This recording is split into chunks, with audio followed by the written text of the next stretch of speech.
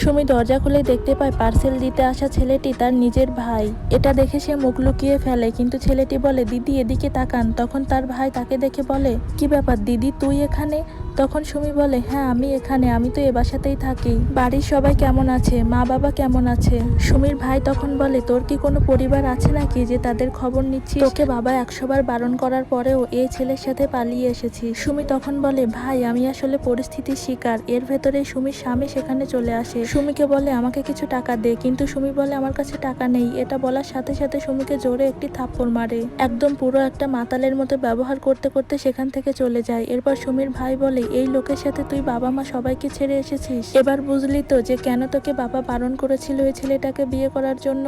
তখন সুমি বলে, হ্যাঁ ভাই তুই ঠিকই বলেছিস, বাবা আমাকে ঠিকই বলেছিল। বাবা তখনই আমার ভবিষ্যৎ দেখতে পেয়েছিল, কিন্তু সেটা আমি বুঝতে পারিনি। এরপর সুমি তার ভুলের জন্য অনুতপ্ত হয়ে কান্নায় ভেঙে পড়ে।